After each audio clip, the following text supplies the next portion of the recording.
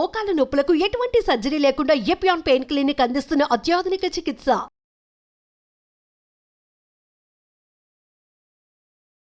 నమస్తే, welcome to Suman TV. ప్రస్తుతం మనతో పాటు ఉన్నారు MD in Ayurveda general physician doctor Rajyalakshmi గారు. వారితో మాట్లాడదాం. నమస్కారం డాక్టర్ గారు. నమస్తే మహేశ్వరి. డాక్టర్ గారు, వెయిట్ గెయిన్ చాలా మంది అయిపోతున్నారండి.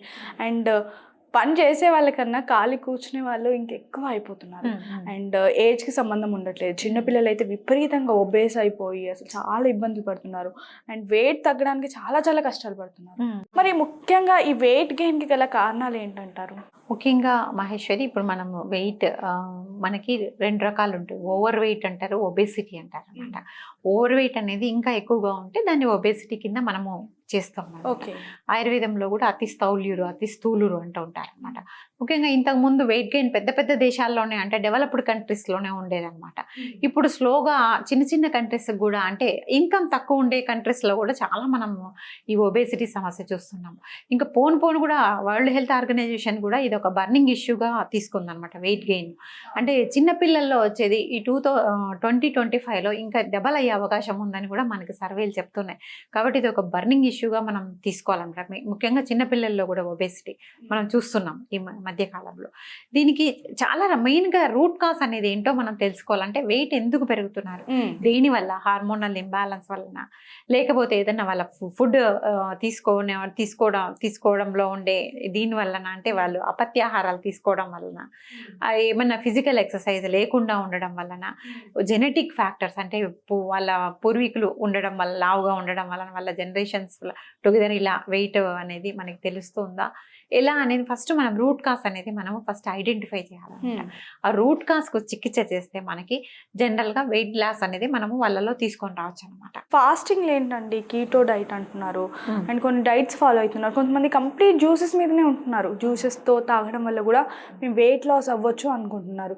అసలు యాక్చువల్లీ మనం ఫ్రూట్ కానీ జ్యూస్ కానీ మనం కంపేర్ చేసుకుంటే ఫైబర్ పరంగా మనం జ్యూస్ తీసుకుంటే ఇంకా వెయిట్ గెయిన్ అయ్యే ఛాన్సెస్ ఉంటాయి కదా. మరి జ్యూస్ అనేది వెయిట్ తగ్గిస్తుందని ఎలా అనుకుంటున్నారు? అసలు ఎలా తగ్గుతుంది? ఫ్రూట్ జ్యూసెస్ కంటే జనరల్గా హోల్ ఫ్రూట్ తీసుకుంటేనే మనకు ఫైబర్, అందులో ఉండే పీచు పదార్థం ఎక్కువగా ఉంటుంది. అది డైజెస్ట్ అయ్యేదానికి టైం పడుతుంది. కాబట్టి ఖచ్చితంగా మనము ఫ్రూట్ యాజ్ ఎ హోల్గానే తీసుకోమని చెప్తామన్నమాట. ఫ్రూట్ జ్యూసెస్ అయితే ఎప్పుడు మనము ఎవరికి ఆయుర్వేద ప్రకారం అయితే ఫ్రూట్ జ్యూసెస్ మేము జనరల్గా మేము కాంట్రా ఇండికేటెడ్ అనమాట కంప్లీట్ ఫ్రూట్ జ్యూస్ అనేది. కాబట్టి ఫ్రూట్ జ్యూసెస్ కంటే ఫ్రూట్స్ యాజ్ అ హోల్గా బెటర్ అంటాము. కొంతమంది ఏమో కంప్లీట్గా కడుపు నిండుగా తిన్నా వెయిట్ తగ్గొచ్చు అంటున్నారు. కొంతమంది కడుపు నిండుగా తింటే వెయిట్ తగ్గలేము అంటారు. అసలు ఏది వాస్తవం ఇందులో? యాక్చువల్గా ఆయుర్వేద ప్రకారం ఏంటంటే మన జఠరాగ్ని అనేది చాలా ఇంపార్టెంట్ అనమాట. అంటే మన అపెటైట్ అనేది చాలా ఇంపార్టెంట్. మనకి కరెక్ట్గా జఠరాగ్ని ఉంటే, కరెక్ట్గా మనకి డైజెషన్ అవుతూ ఉంటే, దానికి సంబంధించిన మెటబాలిజం అంతా కరెక్ట్గా జరిగి మన బాడీలో మనకి వెయిట్ అనేది రాదనమాట. జనరల్గా మన గట్టికి సంబంధించి మన బాడీ వెయిట్ని డిటర్మైన్ చేస్తుంది అనమాట. కాబట్టి మనం తీసుకునే ఆహారం విషయంలో చాలా జాగ్రత్తగా ఉండాలన్నమాట. ఆహారంతో పాటు మంచి నిద్ర, స్ట్రెస్ లేకుండా ఉండే లైఫ్ ఉండడం వల్ల కూడా మనకు వెయిట్ గెయిన్ అనేది చాలా వరకు మనము నివారించవచ్చు అనమాట. ఇంకోటి ఏంటంటే దివాస్వప్నం అంటాం, డే టైమ్ స్లీపింగ్. ఇది కూడా మనకు ఒబేసిటీ ఉండే వాళ్ళు కానీ, వెయిట్ ఎక్కువగా పెరుగుతుంటాం అనుకునే వాళ్ళు కానీ ఇది కూడా అవాయిడ్ చేయాల్సి ఉంటుంది అనమాట. ఇంకొకటి, కొన్ని ఎక్కువ కష్టంగా ఉండి జీర్ణమయ్యేదానికి ఎక్కువ టైం తీసుకునే ఆహార పదార్థాలు కూడా, ముఖ్యంగా ఈ వేపుళ్ళు, నూనెలో వేపేటివి, స్వీట్స్, అతి శీతలంగా ఉండే పదార్థాలు, ఐస్ క్రీమ్స్ లాంటివి, కూల్ డ్రింక్స్ తీసుకుంటే వెయిట్ గెయిన్ అవుతారని ఆయుర్వేదంలో కూడా క్లియర్గా మెన్షన్ చేస్తుంది అనమాట. కాబట్టి ఏది తింటే మనం వెయిట్ పెరుగుతామో అవి అవాయిడ్ చేయాలి.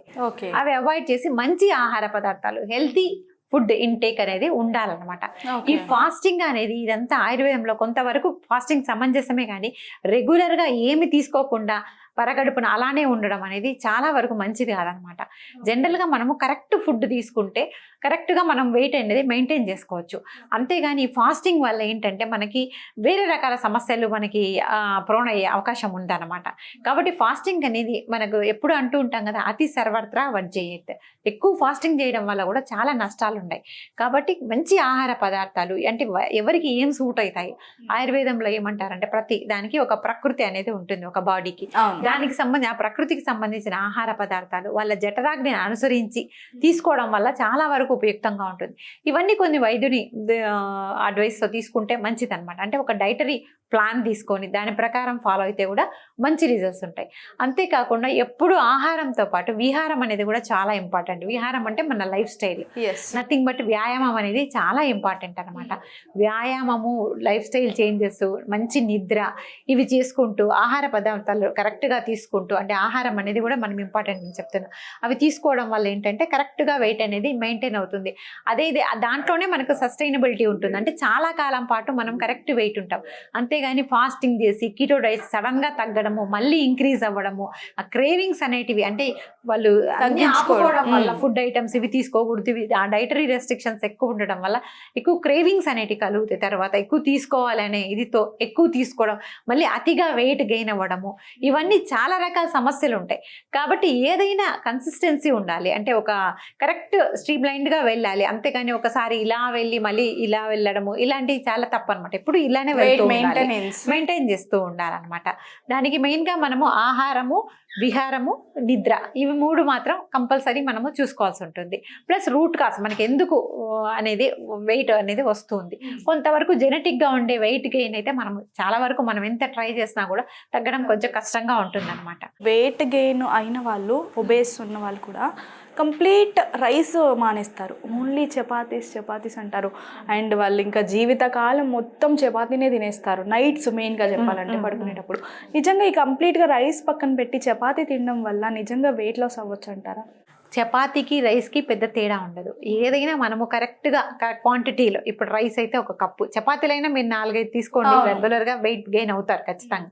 కాకపోతే ఒక 2 పుల్కాస్ అంటే ఎక్కువ ఆయిల్ లేకుండా, అంటే మనకు సులభంగా జీర్ణం అవ్వాలంటే మనం ఎక్కువ ఆయిలీ సబ్స్టెన్సెస్ తినకూడదు.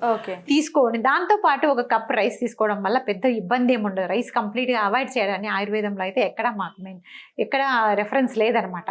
కాబట్టి రైస్ ఈక్వల్లీ ఇంపార్టెంట్ కూడా మన బాడీకి. రైస్ అనేది చాలా రసాయనం అని చెప్తారు ఆయుర్వేదంలో. కాబట్టి మనం రైస్ తీసుకోవచ్చు. అంటే వాళ్ళ జఠరాగ్నిని బట్టి, ఇప్పుడు కొంతమందికి జఠరాగ్ని బాగా ఉన్నప్పుడు వాళ్ళు మామూలు వైట్ రైస్ కూడా తీసుకోవచ్చు అనమాట. కొంతమంది జఠరాగ్ని బాగున్న వాళ్ళకి బ్రౌన్ రైస్ కూడా తీసుకోవచ్చు. వాళ్ళు జఠరాగ్ని కొంచెం మందంగా ఉండే వాళ్ళు మాత్రం వైట్ రైస్ 1 కప్పు తీసుకోవచ్చు అనమాట. డాక్టర్ గారు, చాలా మంది వెయిట్ లాస్ అయిపోవాలని విపరీతంగా ఎక్సర్సైజ్ చేస్తారు. మొత్తం కంప్లీట్ జిమ్లోనే ఉండిపోతారు. అండ్ వాళ్ళు కూడా చాలా తొందరగా, అంటే షార్ట్ పీరియడ్లోనే తొందర వెయిట్ లాస్ అవ్వడం అని జరుగుతుంది. అలా తొందరగా వెయిట్ లాస్ జరగడం వల్ల అంత బాగానే ఉంటుందా? ఇలాంటి సమస్యలు అలాంటివి ఏది కూడా మనం ఇందాక అనుకున్నట్టు వ్యాయామం కూడా అతి వ్యాయామం అనేది అస్సలు చేయకూడదు అనమాట. చాలా వరకు మనకు కాంట్రా ఇండికేటెడ్. వ్యాయామం కూడా ఆయుర్వేదంలో ఒక మంచి రెఫరెన్స్ ఉంది. మనకి ఎప్పటి వరకు అయితే మన నుదుటి మీద చెమటలు పడతాయో అది మంచి, అంతవరకు చేయడం మంచి వ్యాయామం అనమాట. అంతవరకే చేయాలి. అంతేగాని బియాండ్ మన లిమిట్స్ ఎక్కువ వ్యాయామం చేయడం వల్ల కూడా మన బాడీలో క్షీణత వచ్చి ఓజస్ అనేది తగ్గిపోతుంది.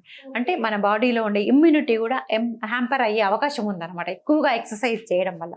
కాబట్టి మన బాడీకి ఎంత అవసరమో అంతే వ్యాయామం చేయాలి. కానీ ఎక్కువగా వ్యాయామం చేయడం వల్ల మన బాడీలో అన్ని ధాతువులు అంటారు, బాడీ అన్ని కాన్స్టిట్యూయెంట్స్ కూడా ఇర్రెగ్యులర్గా ఫామ్ అవ్వడము, లేకపోతే వాటిల్లో ఉండే ఫంక్షనింగ్ ఆగిపోవడం లాంటివి జరుగుతూ ఉంటాయన్నమాట. డాక్టర్ గారు, మరి వెయిట్ లాస్కి ఫుడ్ పరంగా కానీ మనం రెగ్యులర్గా ఇంట్లో గృహపరంగా చూసుకుంటే ఏమైనా చిట్కాలు ఉన్నాయా? లేకపోతే తినే ఫుడ్లో ఏమైనా ఇంక్లూడ్ చేసుకోవడం వల్ల కూడా వెయిట్ లాస్ అనేది జరుగుతుందంటారా? జనరల్గా మనము ఉలవలు అనేది చాలా ఆయుర్వేదంలో చెప్తారన్నమాట. మేధోహారం అంటే మన బాడీలో ఉండే ఫ్యాట్ని తగ్గించే గుణం ఉలవలకు ఉందన్నమాట.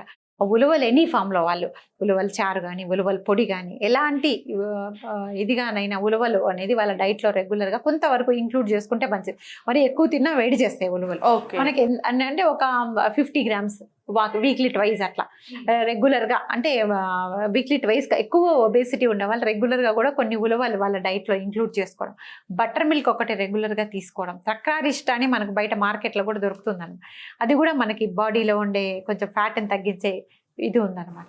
అలాంటివి రెగ్యులర్గా తీసుకోవడం వల్ల కూడా కొంత ఉపయుక్తంగా ఉంటుంది. ఇంకా త్రిఫలాలు రెగ్యులర్గా, ఈ త్రిఫల చూర్ణం రెగ్యులర్గా నైట్ తీసుకోవడం వల్ల కూడా జఠరాగ్ని కరెక్ట్ చేయబడి వాళ్ళకి బాగా, అంటే జఠరాగ్ని కరెక్ట్ చేయడం వల్ల కూడా ఈ అతి మేధస్ అనేది తగ్గుతుంది బాడీలో. ఒక చిన్న గృహ చిట్కా చెప్తాను. ఈ ఒబేసిటీ ఉండే వాళ్ళు రెగ్యులర్గా మనకి ఇంట్లో నువ్వుల నూనె దొరుకుతుంది కదా, ఆ నువ్వులను కొంచెం గోరువెచ్చగా చేసి వాళ్ళు రెగ్యులర్గా బాడీ అంతా అప్లై చేసి కొంచెం ఒక మోడరేట్ ప్రెషర్తో ఒక 5 to 10 minutes రబ్ చేయడం వల్ల కూడా చాలా వరకు ఉపయుక్తంగా ఉంటుంది అనమాట. అంటే ఫ్యాట్ అనేది మొబిలైజ్ అయ్యి కొంతవరకు తగ్గే అవకాశం ఉందన్నమాట. స్టబాన్గా కొంతమందికి ఫ్యాట్ ఉంటుంది, ఆ ఫ్యాట్ అనేది కొంచెం మొబిలైజ్ అయ్యి కొంతవరకు సన్నబడే అవకాశం ఉందన్నమాట.